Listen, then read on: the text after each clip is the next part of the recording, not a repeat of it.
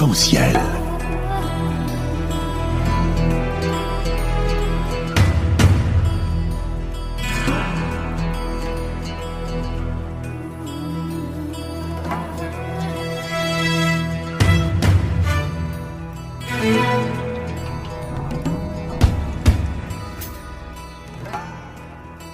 Arc-en-ciel, chaque dimanche, actualité, culture, économie, société et animation festive. Avec Abdelatif Arc-en-ciel, la chronique. Mesdames et messieurs, retour au direct. Et cette fois-ci, nous sommes heureux d'être en ligne avec un ami, mais aussi, surtout, avec un jeune géopolitologue marocain de l'étranger, connu et reconnu à l'échelle internationale avec ses analyses et ses sorties médiatiques de taille. Et j'aimerais bien le dire avant de commencer le contact avec lui. Hamid Chariet faisait partie des premières personnes qui ont appelé le Royaume du Maroc à prendre contact et à se rapprocher aux pays anglophones de l'Afrique, chose qui a été faite. Et, mesdames et messieurs, nous sommes heureux d'être en ligne avec Hamid Chariet. Bonjour. Bonjour, merci beaucoup Abdelatif. Je suis très heureux de participer toujours à vos émissions. Et voilà, juste pour le rectificatif, je suis franco-marocain aussi, français bien sûr, parce que c'est mon pays aussi, la France. Voilà. Et le Maroc, qui est le pays de mes parents. Ma première question concernant le sujet d'actualité. Donc, il y avait un accord récemment fait au Conseil de l'Europe sur la question migratoire. Qu'est-ce que tu en penses? Oui, effectivement. Je crois que c'est intéressant aujourd'hui de voir cette conférence, notamment sur la migration avec l'Union européenne. Alors, ce n'est pas simplement la première conférence. Il y a eu plusieurs conférences sur cette question-là. L'Union européenne elle est toujours confrontée à cette question, de la migration, qui est une question récurrente et qui n'est pas la première conférence. Depuis effectivement le mécanisme européen de stabilité, la création de l'OCDE européenne, le pacte unique européen. Donc toutes ces questions-là aujourd'hui refont surface. Et cette crise migratoire, elle a effectivement commencé depuis 2010. Souvenons-nous, il y avait une crise économique, c'est-à-dire une crise budgétaire sur la question des dettes publiques. Il y a eu aussi effectivement depuis 2010 des avancées, notamment sur l'aide publique à certains pays comme Chypre, comme la Grèce, comme l'Irlande, comme effectivement le Portugal et l'Espagne, qui sont aussi des pays qui ont souffert d'un déficit aujourd'hui budgétaire, notamment avec une restriction de leurs dettes et des problèmes économiques structurels.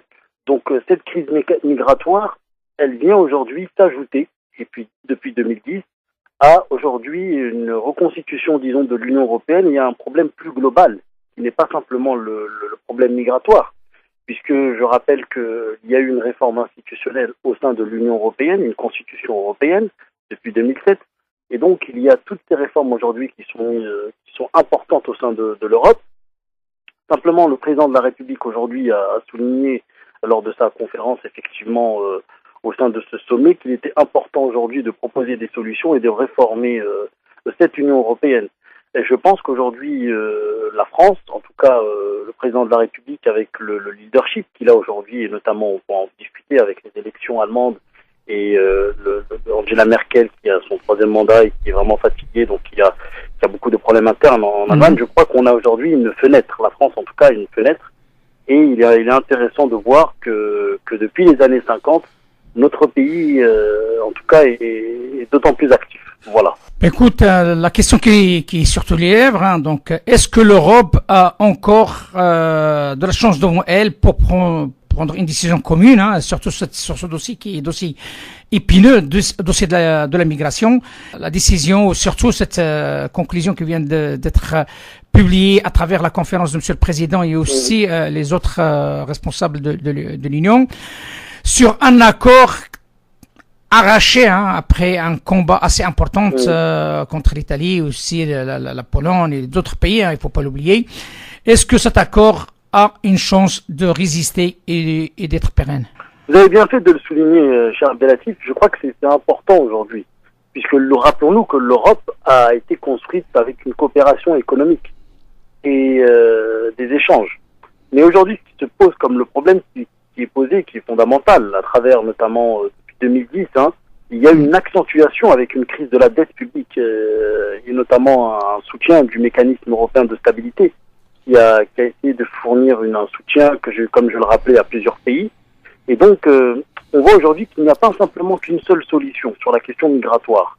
Ce n'est pas simplement d'avoir des contrôles aux frontières comme beaucoup de partis politiques populistes essayent de nous le rappeler, mais je pense que aujourd'hui la solution vraiment qui consiste à notamment garantir une sécurité et une stabilité durable pour effectivement les pays européens va se poser la question d'abord géographique, notamment la question des Balkans et la question turcophone.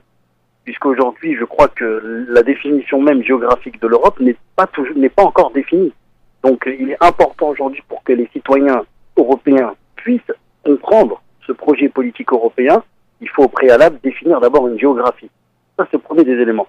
La deuxième des choses, c'est que la crise migratoire, dans plusieurs journaux, malheureusement, et je le dis, c'est une critique, est analysée sur simplement sur le levier européen. Or, la crise migratoire est avant tout une donnée, et ce sont des répercussions sur des conflits qui englobent effectivement des conflits mondiaux, notamment le cas de la Syrie, notamment le cas par exemple de l'Irak, et ce sont des phénomènes récurrents qui existaient et qui existent toujours bien avant la crise européenne.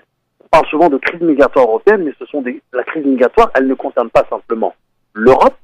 Je rappelle que les premiers pays contributeurs et accueilleurs de ces immigrants, c'est la Turquie, c'est le Liban, ce sont les pays qui sont limitrophes. Donc ça, il faut bien évidemment le souligner. Et c'est pour cela que je dis que le président de la République, à travers sa vision, notamment sur la question de la défense européenne et de la sécurité, je rappelle qu'il y a eu un haut représentant sur la défense et la politique étrangère commune européenne qui a été nommé dans les années 2010. Et donc ça, c'est une avancée. Aujourd'hui, au sein de ce sommet-là, qu'est-ce qui a été mis sur la table? Il a été mis sur la table aujourd'hui une avancée politique en matière de défense, c'est-à-dire qu'il faut aujourd'hui une défense européenne commune pour que l'Union européenne puisse avoir, à travers sa politique étrangère, une nouvelle vision, une nouvelle résolution des conflits. Car la question migratoire, aujourd'hui, c'est une question avant tout de conflits de guerre, de conflits régionaux et de rivalités géopolitiques. Et c'est pour cela que je dis que, dans mon introduction, que beaucoup de médias n'en parlent pas, ou font une analyse, disons, creux, parce qu'aujourd'hui, sur la question de la Syrie, ce sont des rivalités entre des puissances, notamment la Russie, notamment les États-Unis et notamment d'autres acteurs. Et il est important aujourd'hui que l'Union européenne ne se contente pas simplement de régler la question migratoire à travers simplement l'Union européenne. Et moi, je le dis, c'est une proposition, j'espère que le président de la République entendra ma proposition, c'est de créer une conférence internationale sur l'immigration en incluant les acteurs de tous les dirigeants, une grande conférence comme la conférence climat, et en mettant les puissances qui sont aussi, elles, responsables. Comme le cas par exemple en Afrique. Le cas en Afrique aujourd'hui, nous avons des rivalités entre les États-Unis et la Chine, à travers effectivement une accaparation des richesses économiques, et la géopolitique, elle fonctionne à travers des blocs, des rivalités, des influences et des intérêts. Ces intérêts-là et ces influences et ces rivalités aboutissent à des conflits. Et ces conflits aboutissent à des migrations. Donc je pense qu'aujourd'hui, pour régler la question migratoire, il ne suffit pas aujourd'hui de dire oui, c'est entre l'Afrique ou l'Europe, en créant des sommets Union européenne sur la question migratoire. Et notre pays, qui est un modèle, effectivement, et qui est connu pour les droits de l'homme, qui est un modèle sur la question migratoire, pourrait s'honorer de créer cette conférence internationale à travers le président Emmanuel Macron. Et il peut ça aujourd'hui, puisqu'il a le problème migratoire, en incluant la question économique, en incluant la question de la gestion des conflits, et en intégrant, comme le fait le président, une multipolarité, c'est-à-dire une vision multipolaire, des relations internationales. Aujourd'hui, on est sorti de cette vision bipolaire entre, après-guerre froide, les États-Unis et la Russie. Et c'est pour ça que moi, je soutiens la vision française, c'est cette vision-là, multipolaire, d'apaisement des tensions internationales pour créer un dialogue des civilisations, un dialogue ouvert et un partage des richesses dans le monde, pour retrouver effectivement, disons, une entente. Tu as parlé d'une notion d'un monde multipolaire. Exactement. Sauf que la puissance américaine s'impose vous avez parlé d'un monde multipolaire, sauf que les États-Unis mettent l'accent et met la pression sur l'Europe, qui a connu ces derniers mois une fissure assez importante. Est-ce que l'Europe a les moyens de se ressaisir et que cette notion de la migration qui est, selon un grand nombre de spécialistes, c'est un faux problème, hein? Donc, vu que l'Europe a besoin encore de l'immigration, est-ce que l'Europe a les moyens de se ressaisir et de s'imposer sur l'échiquier international ou pas?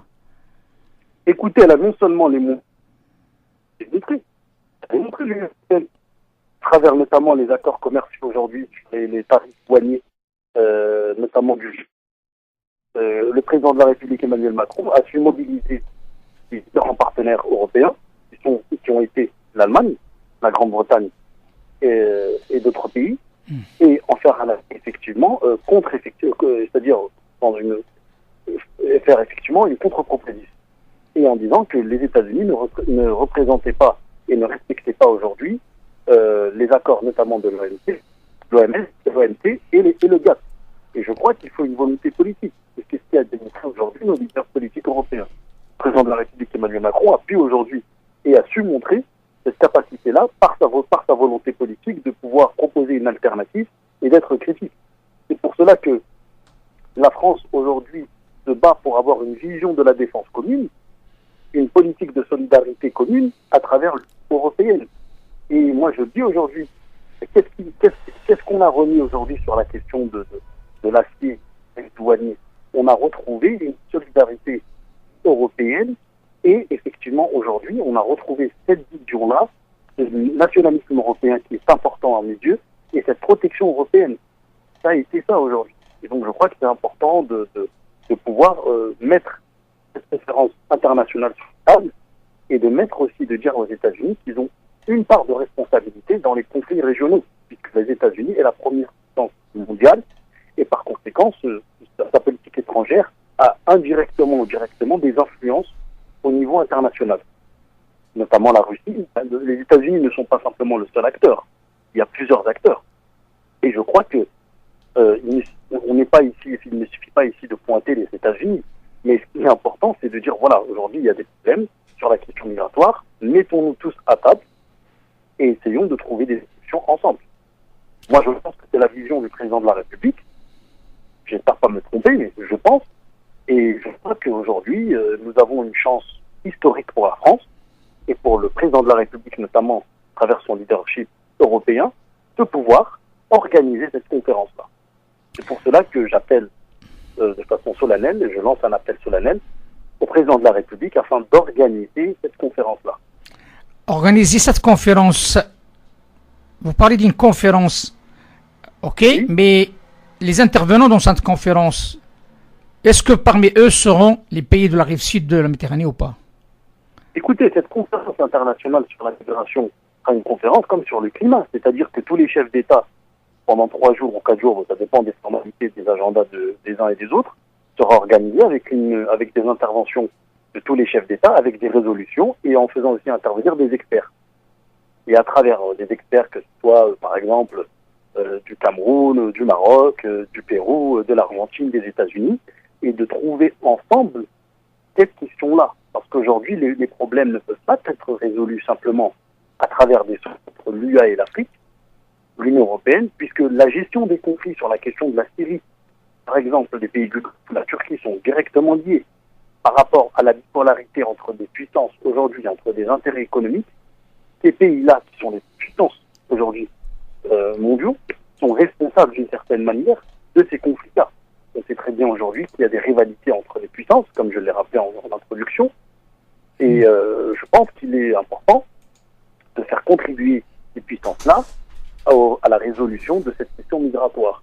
Puisque sinon, on ne sortira pas de cette résolution-là et on ne va pas régler les problèmes migratoires simplement en créant des sommets Union européenne, Afrique ou simplement entre l'Union européenne.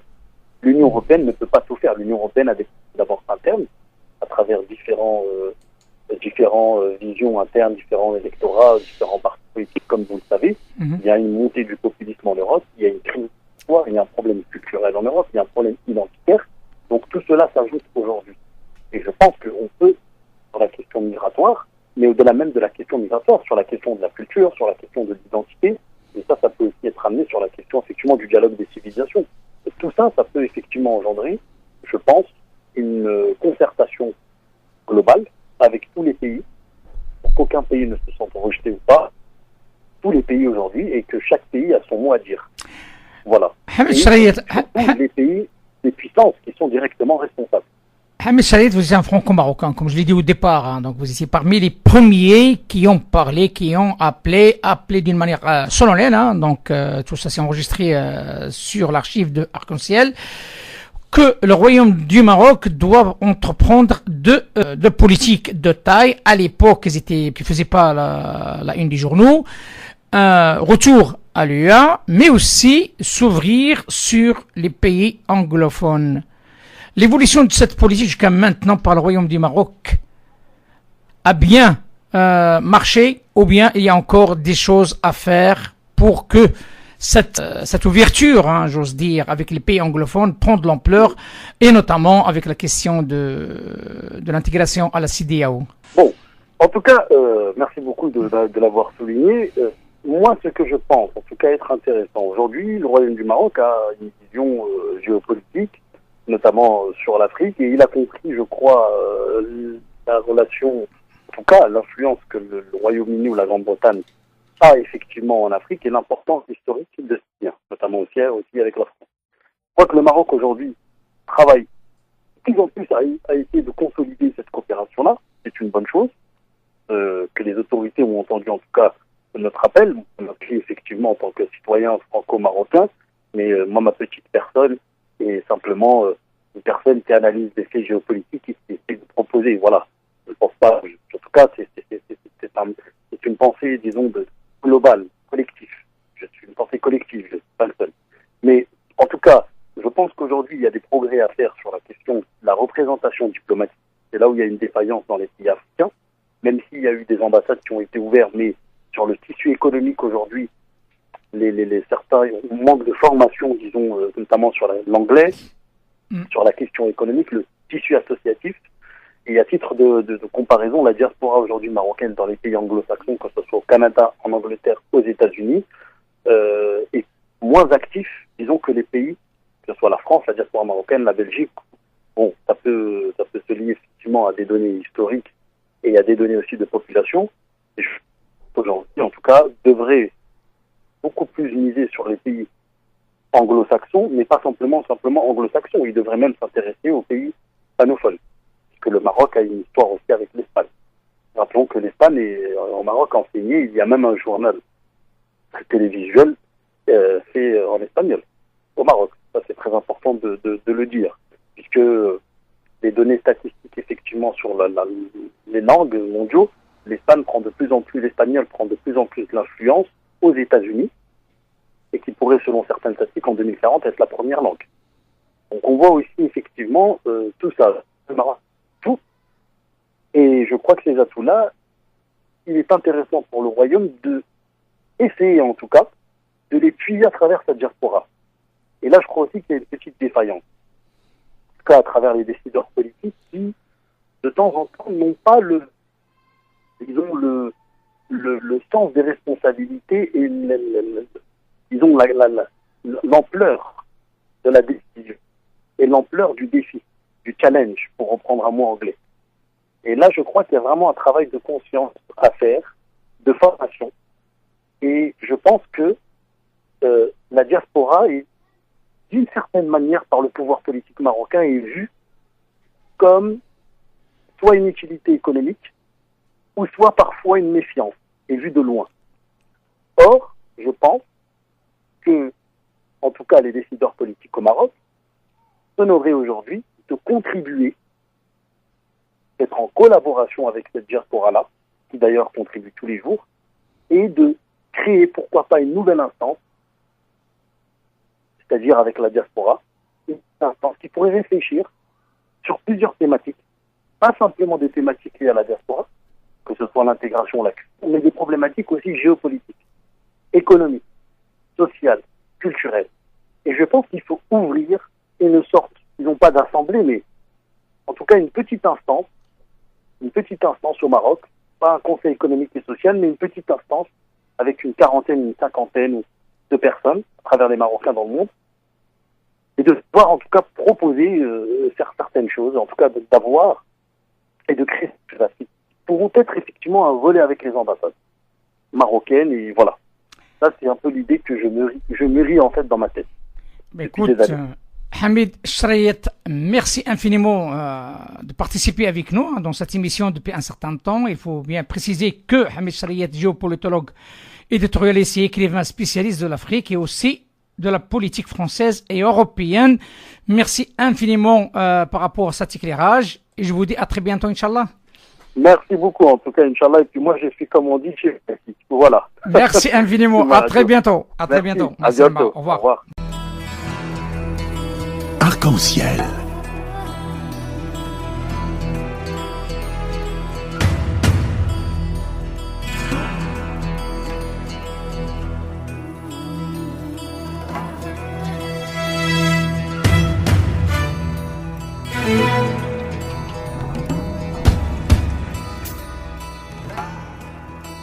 Arc-en-ciel, chaque dimanche, actualité, culture, économie, société et animation festive.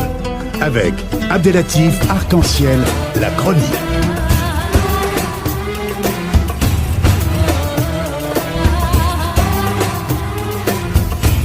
Arc-en-ciel, info.